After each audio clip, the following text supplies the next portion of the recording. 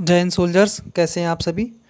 तो आज मैं इस वीडियो में आप सभी लोगों के लिए जीडी से रिलेटेड कुछ बहुत ही ज़रूरी इन्फॉर्मेशंस लेकर के आया हूं, जिन्हें आप लोगों को अपनी जीडी में बहुत ही अच्छे से याद रखना है, उन्हें समझना है, उन्हें मनन करना है। ठीक है, तो किन किन बातों को आपको ध्यान में रखना है और क्या क्या स्टेप्स आपको फॉलो करने हैं और क्या क्या चीज़ें आपको नहीं करनी है, ये सारी चीज़ें मैं इस वीडियो के माध्यम से बताऊँगा। ठीक है, तो आप लोग इस वीडियो को पूरा देखें, जिनका भी जीडी आप अभी नेक्स्ट देने जाएंगे जीडी। ठीक है, तो आप इन बातों को अगर याद में रख लेंगे, अपने मनन में रखेंगे, मतलब उन्हें समझेंगे उन बातों को, तो ज़रूर ही, ये मेरा विश्वास है और मैंने भी खुद 2 बार क्वालिफाई किया हुआ है। ठीक है, तो मेरा ये विश्वास है कि आप लोग भी जीडी में पास होकर ही आएंगे। ठीक है, तो चलिए स्टार्ट करते हैं, बताते हैं आपको।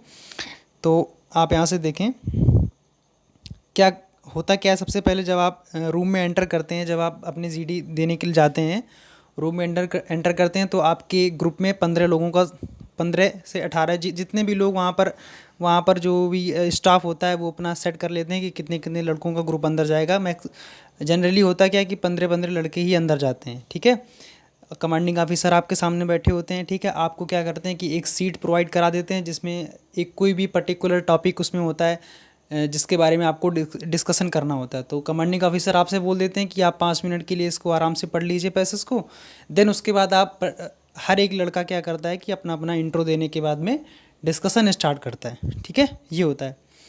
तो अच्छा, इंट्रो की बात आई तो यहाँ पर मैं बता दूंगा आपको, जो नेक्स्ट वीडियो में दूंगा आपको, तो मैं उसमें इंट्रो किस तरीके से आपको इंट्रो देना है। अच्छा, इंट्रो का तरीका क्या रहेगा कि उसमें मैं intro type first, intro type second और इंट्रो जो होगा आपका टाइप थर्ड, मतलब 3-3 प्रकार से मैं बताऊंगा। और आपको why are you join Indian Air Force, मतलब आप क्यों ज्वाइन करना चाहते हैं, मतलब किस लिए सेलेक्ट होना चाहते हैं, क्या कारण है, तो इन इसके भी 3-3 कारण मैं आपको बताऊंगा। ठीक है, जो आपको उचित लगे, अगर आपको लगता है कि मैं आपके लिए हेल्पफुल साबित हो सकता हूँ, आपको बेनिफिट दे सकता हूँ, तो आप उसे ज़रूर अपनाएं। ठीक है, और ये आपसे कोई टीचर नहीं, एक स्टूडेंट बात कर रहा है, और एडेड एज ए कैडेट के रूप में, एज ए कैंडिडेट के रूप में। ठीक है, तो आप उस चीज़ को समझ सकते हैं। तो आप वही सीट मिलता है आपको, आप 5 मिनट मिलेगा आपको पढ़ने के लिए।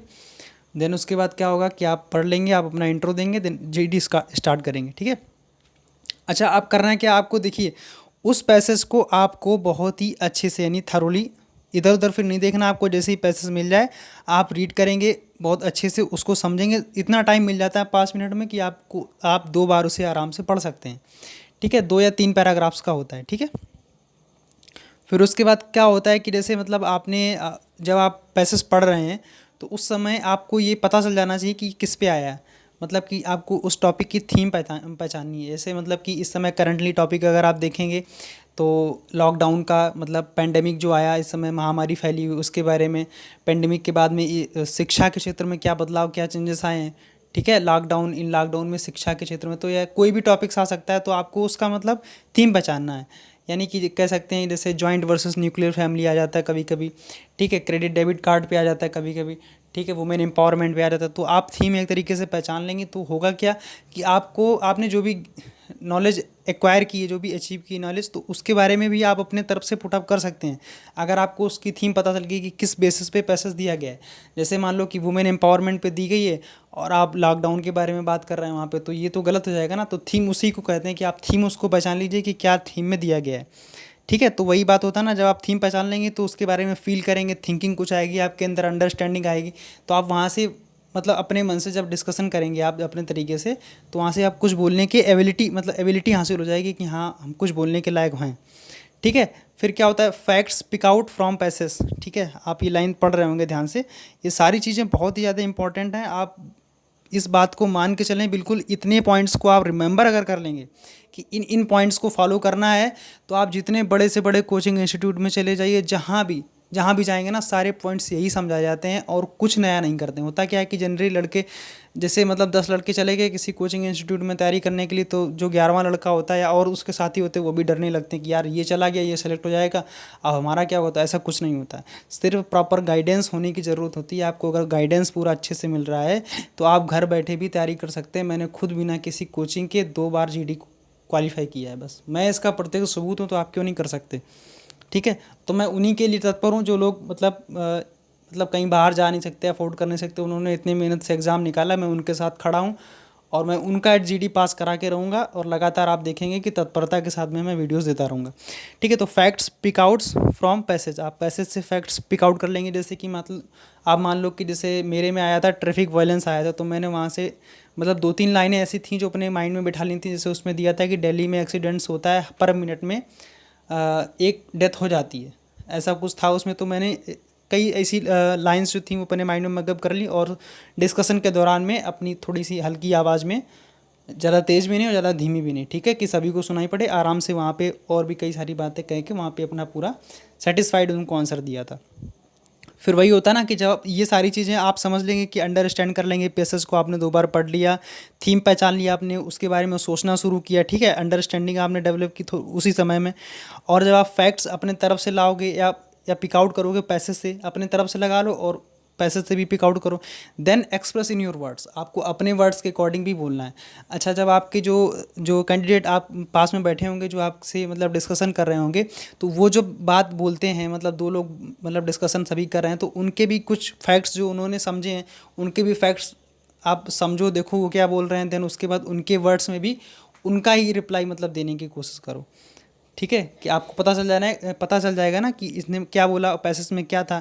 तो अगर आपको लगता है कि इसमें भी कोई पॉइंट ऐड करने की ज़रूरत है, या आप करंट से रिलेटेड कोई डाटा जानते हैं, तो आप वहाँ पे तुरंत ज़रूर पुट करें।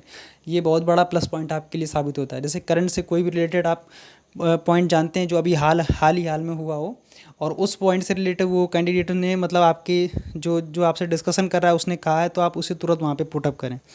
ठीक है, अब देखिए यहाँ पे आपको जीडी के टाइम में क्या नहीं करना, ये चीज़ ध्यान रखिएगा, क्या नहीं करना। तो देखिए यहाँ पर ये पॉइंट्स मैंने लिख रखे हैं, ठीक है, ये पॉइंट्स मैंने लिख रखे हैं। No hand gesturing, no debate, ear contact clear होना चाहिए, ठीक है, और बॉडी पोस्चर आपका, और करेक्ट स्पीकिंग, ठीक है। तो क्या है नो हैंड गेस्चरिंग, क्या होता है जनरली जब हम डिस्कशन करते हैं तो हाथ उठा उठा के बात करने लगते हैं, ठीक है।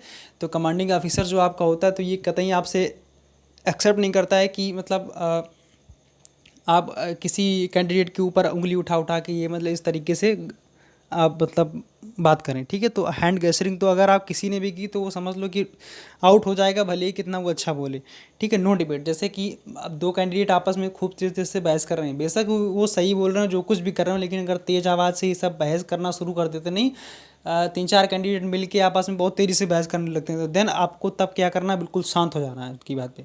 जब वो बहस बंद कर दें, देन तब आप अपनी बात को पुटअप करें, वो भी लाउडली, हल्की सी तेज से आवाज़ में, ठीक है। आई कॉन्टेक्ट्स क्लियर, मतलब कि जब आप किसी कैंडिडेट से अपना मतलब बोल रहे हैं, अपना जो आपको बोलना है स्पीच जो बोल रहे हैं, तो आपको आई कांटेक्ट कैंडिडेट के क्लियर आंखों में होनी चाहिए। ये नहीं कि बिल्कुल आप आंख खोल के एकदम काट के आंख बात कर रहे हैं, तो ऐसा नहीं है। अगर कमांडिंग ऑफिसर आपसे कोई क्वेश्चन करता है, तो आप कमांडिंग ऑफिसर के आंखों में देख के, हल्की सी झुकी हुई आंखों में, ये नहीं कि बिल्कुल आंख फाड़ के उसको देखें, ऐसा नहीं, उसको घूरना नहीं है, बिल्कुल प्यार से देखना है उसको, ठीक है। तो इस तरीके से क्लियर, और आपकी आवाज़ बिल्कुल सदी हुई होनी चाहिए। बॉडी पोस्चर आपका बिल्कुल स्ट्रिक्ट, सीधे लगे कि आप कैंडिडेट हैं, एक अच्छे मैनर के रूप में होना चाहिए, ठीक है। और करेक्ट स्पीकिंग, मतलब कि आप जो वर्ड्स बोल रहे हैं आपका प्रोनाउंसिएशन क्लियर होना चाहिए। आप ये बस मत भूल में पड़िए कि आपका ग्रामेटिकल एरर होना चाहिए नहीं होना चाहिए, इससे कोई कुछ मतलब नहीं पड़ता। आप ग्रामेटिकल एरर 1000 करें, उससे कोई प्रॉब्लम नहीं, कोई भी दिक्कत नहीं आने वाली, क्योंकि वहाँ आपकी वो ज्ञान नहीं परख रहा, वो वहाँ आपकी आपकी एबिलिटी, जो मतलब कि आपके अंदर योग्यता जो आप मतलब टेस्ट दे कर के आए वो तो हो चुकी। आपको वो देख रहा है कि आप फ़ौज में आने के काबिल हैं, आप डिस्कशन किस तरीके से करते हैं, आपका बॉडी पोस्चर क्या है, आपके मैनर्स क्या है, आपकी योग्यता, ये सारी चीज़ें वो देखता है। ना कि ये देखता है कि आप कितने काबिल हैं, ये नहीं। काबिलियत वो आपने टेस्ट में दे लिया, जो कुछ था वो तो काबिलियत आपके टेस्ट में थी। यहाँ पे वो सिर्फ आपका मैनर्स देखता है, आपके अंदर कैडेट्स के गुण हैं या नहीं है, ये सारी चीज़ें देखता है। तो आपको बस प्रोनाउंसिएशन बिल्कुल करेक्ट बोलना है, ठीक है।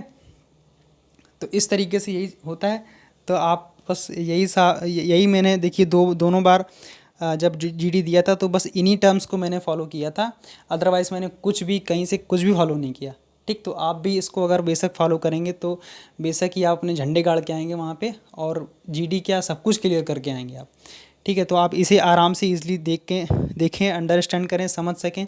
और भी जो कुछ भी रह गया हो, उसमें छूट गया हो, आपको लगे कि इसमें कुछ भी प्रॉब्लम मतलब नहीं समझ में आया हो, तो आप कमेंट बॉक्स में ज़रूर कमेंट करें और बताएं जो मैंने बात कही क्या वो सही है या गलत, या जो कुछ भी आपके मन में हो आप तो कमेंट ज़रूर करें। ठीक है, शेयर करें अपने दोस्तों के साथ में जिन्हें नीड हो, आप प्लीज़ शेयर कर दिया करो। अभी मतलब अगर आप साथ दोगे तभी तो आगे बढ़ पाएंगे, अगर साथ दोगे नहीं तो फिर तो बस सफ़र यहीं तक थम जाएगा। तो आप सारी बातें समझते ही हैं। ठीक है, मेरा ये 2 टाइम तक का मतलब लगातार मैंने जो ऐसे जीडी दिया था, तो मेरा यही मैंने दोनों बार अपनाया था और देखो दोनों बार मैं सेलेक्ट हुआ हूँ। तो इस तरीके से आप समझ सकते होंगे। ठीक है, और भी बस आप लोगों से बोलना था कि जिन्हें भी टेलीग्राम में जुड़ना है इम्पोर्टेंट्स पीडीएफ्स के लिए, क्विज़ेस के लिए, और जो भी कुछ भी मैं टेलीग्राम में देता हूँ अपने सेल्फ हैंड रिटन नोट्स होंगे या मतलब जो कुछ भी मैंने अपने ही द्वारा प्रोवाइड कराया हुआ है। ठीक है, तो आप इस टेलीग्राम ग्रुप में ज्वाइन कर सकते हैं। टेलीग्राम में जा कर के आप YAZYADATT, ठीक है, ये लिख रखा है मैंने। ठीक है, और इसको आप वहाँ टाइप करेंगे तो आपको ये वाला ग्रुप दिख जाएगा, आप इसको ज्वाइन कर लीजिएगा। ठीक है, तो बस एटलीस्ट यही बोलना था आप लोगों से, प्लीज़ शेयर कर देना इस वीडियो को। और कल वीडियो में जब नेक्स्ट वीडियो मैं दूंगा आपको, तो उसमें इंट्रो किस तरीके से देना है आपको और क्यों ज्वाइन करना है इंडियन एयरफोर्स, आपको मैं पूरा विद डिटेल में और हिंदी एक्सप्लेनेशन के साथ में पूरा दे दूंगा। ठीक है, तब तक के लिए अगली वीडियो में मिलते हैं। ठीक है, जय हिंद दोस्तों, थैंक्स।